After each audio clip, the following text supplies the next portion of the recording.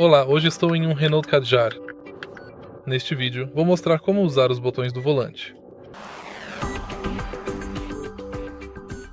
Para começar, dê uma olhada no lado esquerdo do volante. Bem aqui temos este painel. Graças a este painel, podemos controlar o piloto automático e o limitador de velocidade. Podemos aumentar a velocidade, diminuir a velocidade, pausar e redefinir. Claro, quando você pressiona bem aqui, você aciona a buzina. No lado direito do volante, temos o painel através do qual podemos navegar pelas configurações do painel de instrumentos.